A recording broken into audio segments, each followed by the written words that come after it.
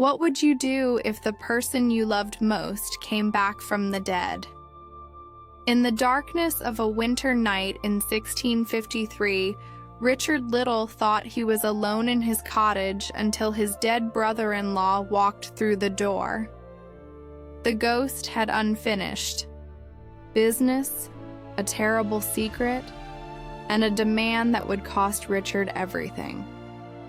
Jenny Lawson waited at the airport for her husband's return from America, never knowing that their final conversation had already taken place. When a mysterious young stranger approached her with an impossible story, she discovered that some goodbyes are never truly final. Brad Davis traveled to a quiet English village on vacation, but the old hotel held memories he couldn't possibly have. When a beautiful woman in an antique dress appeared in his room, she called him by a name that wasn't his and claimed they had been lovers 300 years ago. 3 strangers, 3 encounters, 3 impossible truths about love, death, and the thin line between worlds. But what happens when the living must choose between their present lives and the desperate pleas of those who refuse to stay dead? What price must be paid when ghosts demand justice, love, or redemption? Some spirits will not rest. Some love stories never end. And sometimes the dead know secrets that could destroy everything you believe about life itself. Are you ready to discover what lies beyond the grave? Chapter 1. The Stranger in the Night. The year was 1653, and winter had wrapped the English countryside in a blanket of snow and silence. In his small cottage, Richard Little sat reading by the warm glow of candlelight, completely unaware that his peaceful life was about to end forever. Richard was a simple man of 40 who enjoyed quiet evenings with his books. His wife Mary worked on her sewing nearby, the only sounds in the room coming from the crackling fire and the gentle whisper of turning pages. This was their routine, their comfort, their normal life. But tonight, something was different. Richard lifted his head from his book, listening. There it was again, a sound from outside that didn't belong to the winter night. It wasn't the wind, rattling the windows or snow falling from the roof. Something else was out there in the darkness. He closed his book and walked to the window, pulling back the heavy curtain. The world outside was white and still, but as he stared into the shadows near the old oak tree, he could swear something moved. "Just my imagination," he whispered, but his hands trembled as he returned to his chair. Mary entered the room carrying the dress she was making.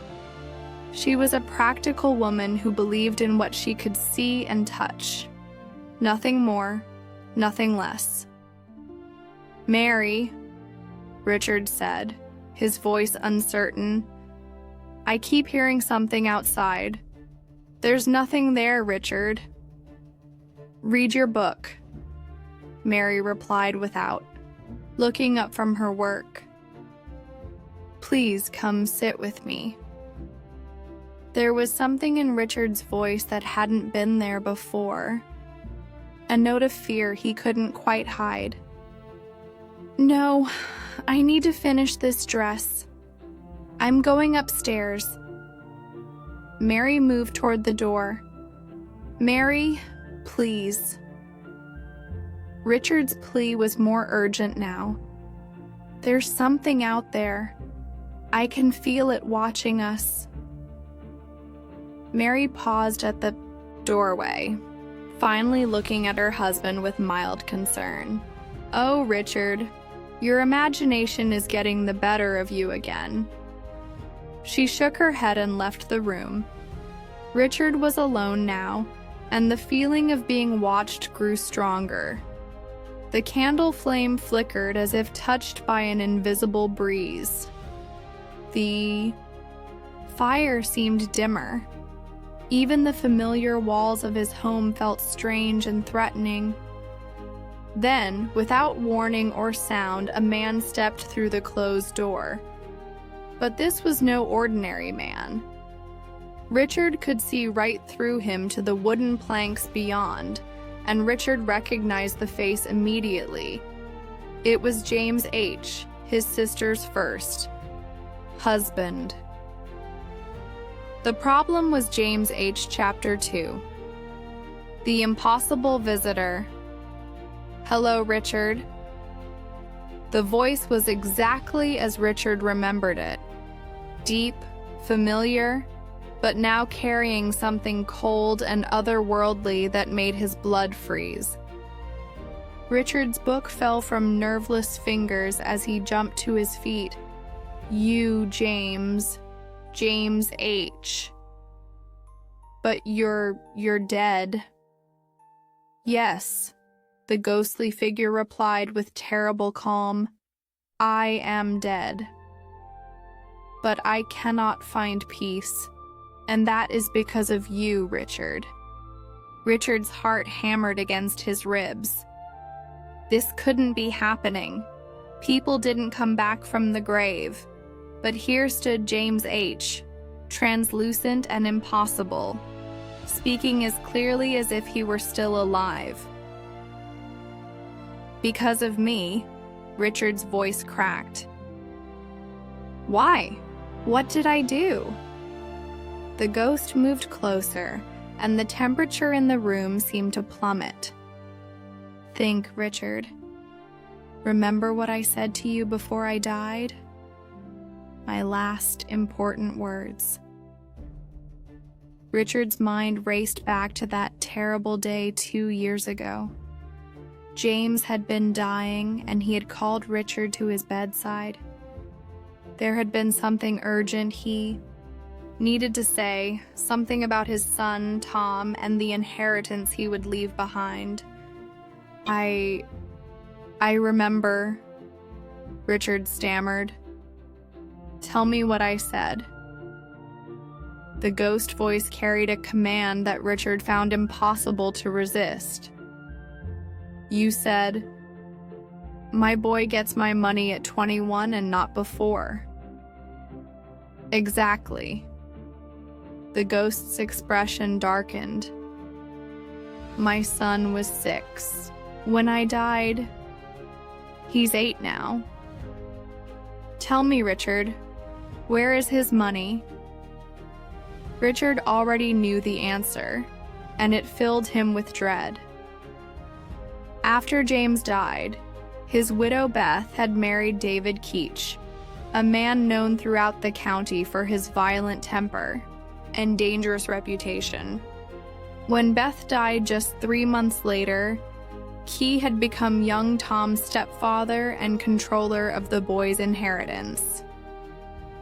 "Kay has it," Richard whispered. "David Keach has my son's money," the ghost confirmed, "and he's spending it on himself right now.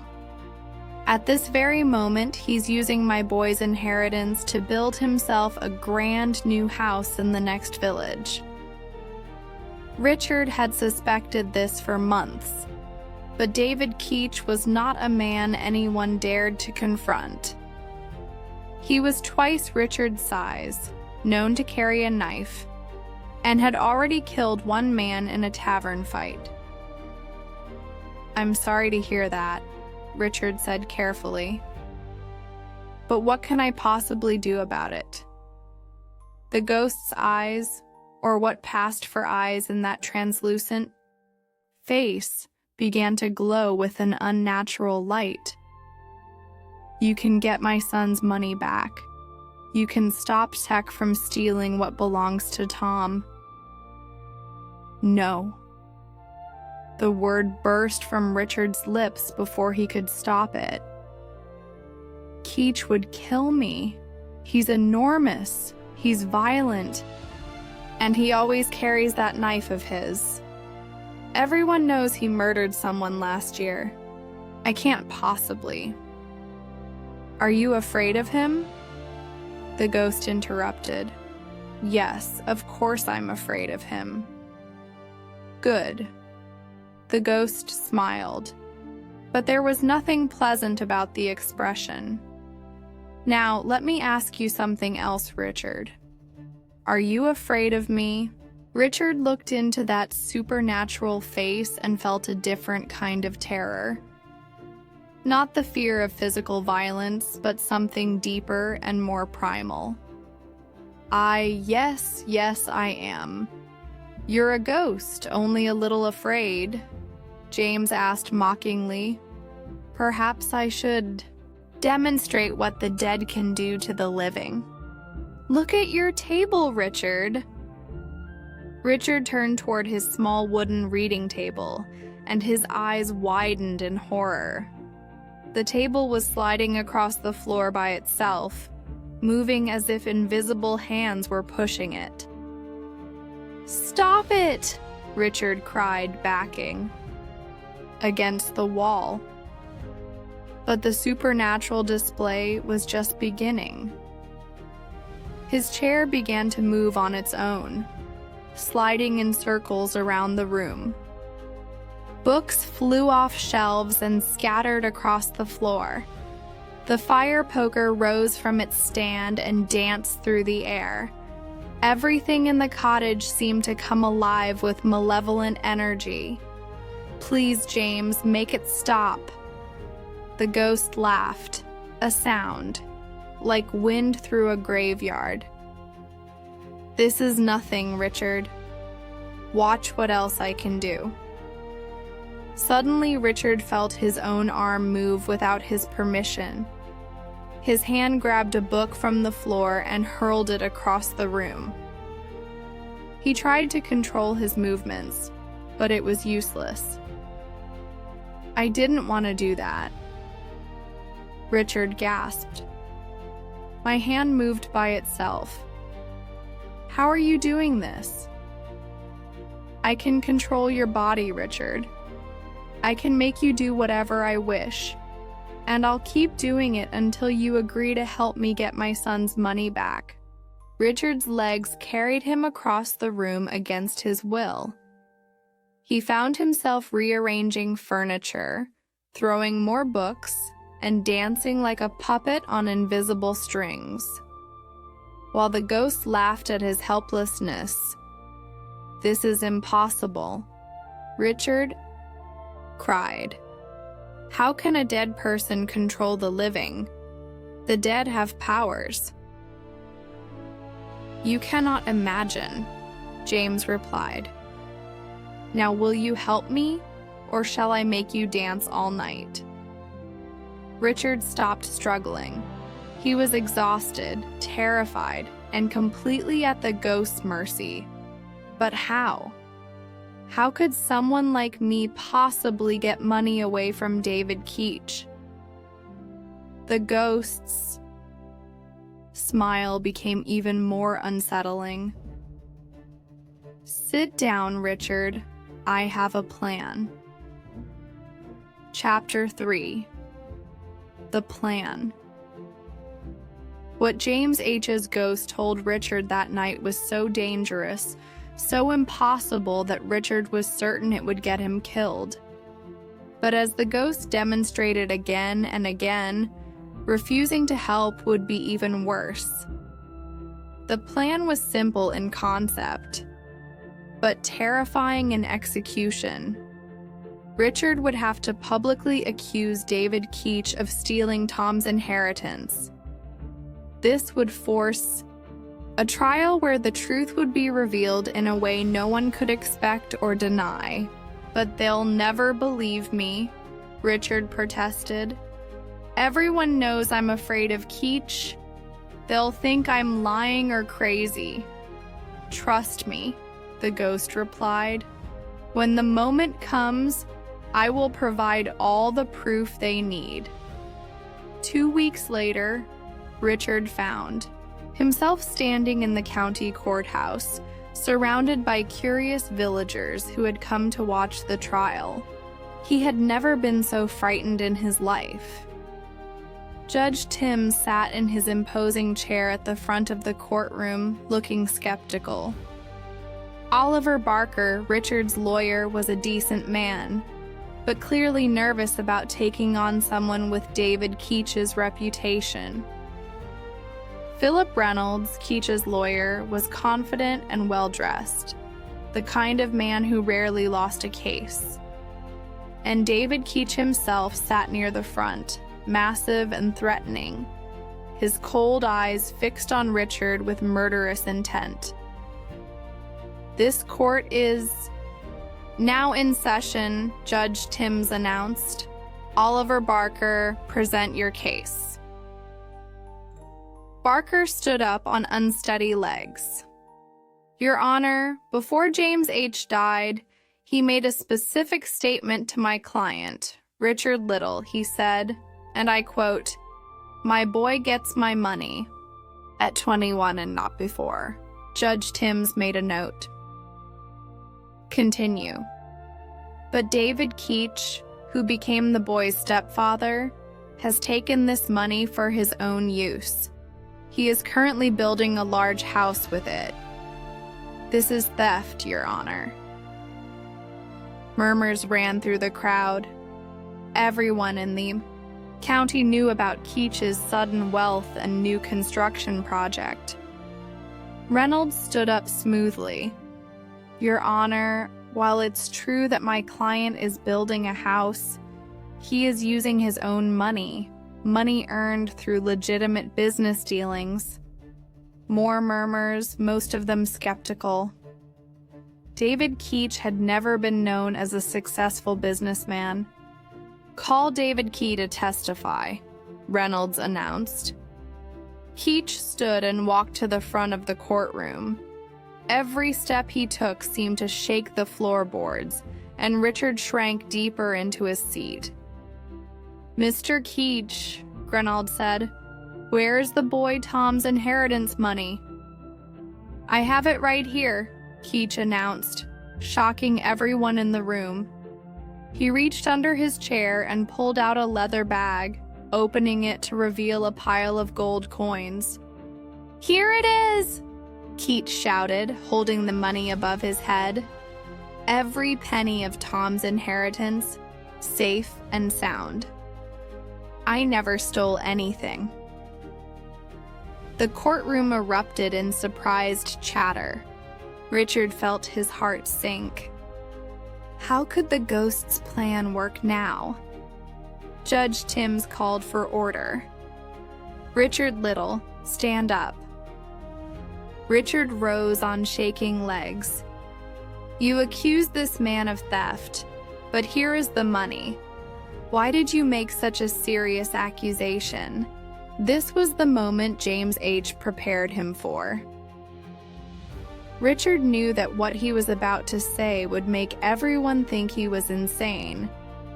But he had no choice because James H. came to my house and told me so. The courtroom fell silent for a heartbeat, then exploded into laughter and shouting. "James H. is dead. He's talking about a ghost. The man's gone mad." Judge Timms banged his gavel repeatedly. "Order, order." Mary stood up, her face red with embarrassment. "Your Honor, my husband is not well. He talks to people who aren't there. May I take him home?"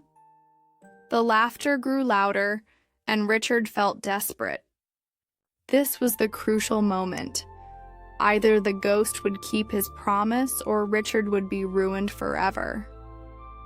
"I am not sick," Richard shouted above the noise.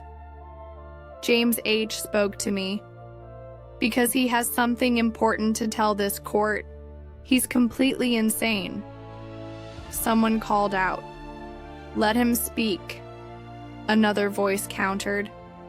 Judge Timms looked at Richard with a mixture of pity and curiosity. Very well. If James H. has something to say to this court, let him say it. I officially call upon James H. to appear. The courtroom fell completely silent. Everyone stared at Richard, expecting nothing to happen. Then a voice spoke, clear, strong, and unmistakably James H.'s voice, though no one could see him.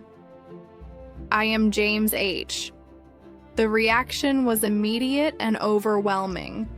Women screamed and fainted. Men jumped on chairs, and David Keach's face went white as death. No, Keach screamed. This can't be happening. Judge Timms, though visibly shaken, managed to speak. James H. Are you really here? I am here, the invisible voice replied. What do you want to tell this court? David Keach did steal my son's money, but that's not the only crime he's committed. The money he just showed you, that gold, it doesn't belong to him or to my son. He murdered a wealthy merchant in the next village and stole those coins from his body. The courtroom erupted in chaos. David Keach jumped to his feet, his face twisted with rage. I can't kill a ghost, he roared, but I can kill you. But not before everyone heard Judge Timms's verdict. This court finds David Keach guilty of theft and murder. He pointed at Richard. This is all your fault. He broke through the crowd trying to restrain him and fled the courtroom. Find him and bring him to justice. Chapter 4. The Price of Justice.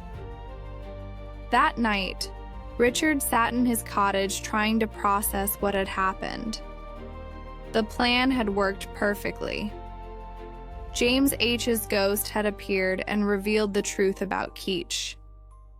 Tom's real inheritance would be restored, and a murderer had been exposed.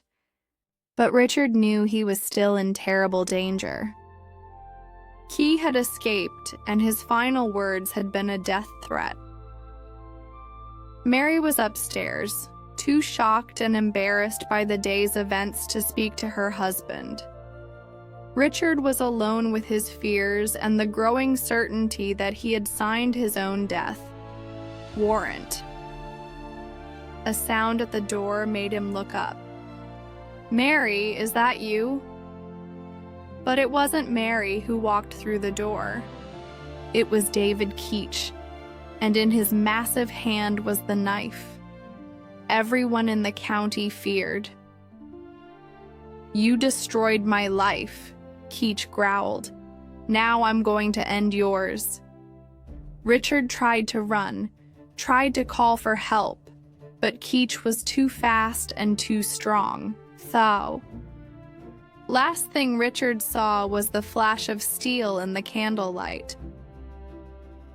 When Mary came downstairs and found her husband's body, she wept bitterly for the good man who had died trying to protect an orphaned child's inheritance.